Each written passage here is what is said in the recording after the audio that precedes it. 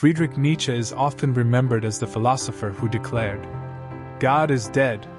But beyond this shocking line, Nietzsche was a thinker who challenged tradition, redefined morality, and left behind ideas that still shape how we see the world today. His life, however, was filled with illness, isolation, and tragedy, making his story as complex as his philosophy. Nietzsche was born in 1844 in a small village in Germany. His father, a Lutheran pastor, died when Nietzsche was just 5 years old, leaving him to grow up in a household dominated by women: his mother, grandmother, and aunts. From an early age, Nietzsche showed brilliance in languages, music, and writing. He was a quiet child, often immersed in books, and seemed destined for a life of scholarship. As a young man, Nietzsche studied theology before turning to philology, the study of languages and classical texts. At only 24, he became a professor at the University of Basel, one of the youngest ever appointed. But his life was not easy.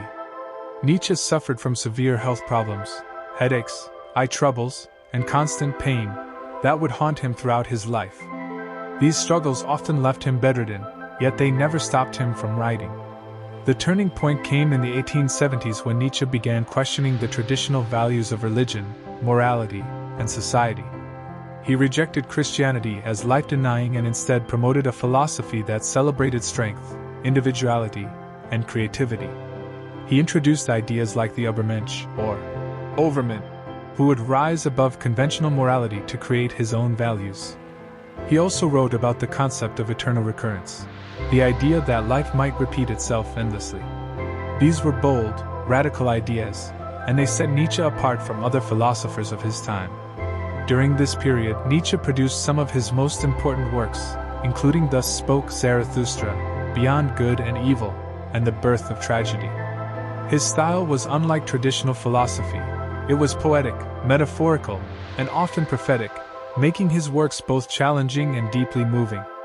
His ideas influenced not just philosophy, but literature, psychology, and even art. Yet, while his writings gained attention, Nietzsche himself remained lonely, misunderstood, and financially unstable.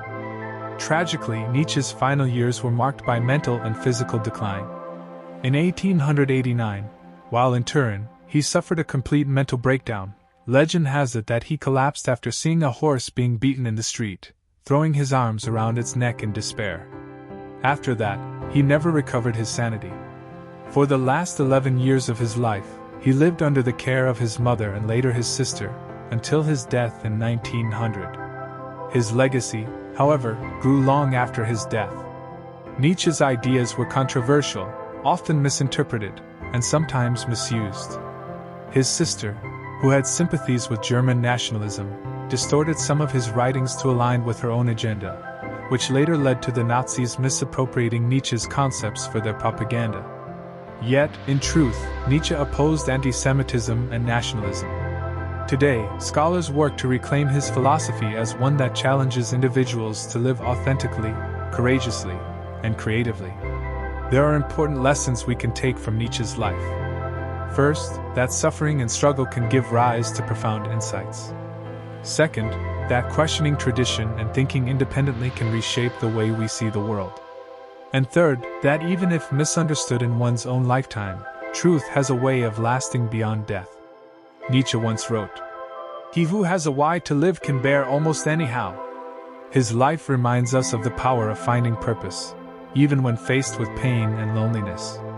So let me leave you with this. If Nietzsche could transform his suffering into ideas that still provoke thought more than a century later, what could you create from the challenges in your own life?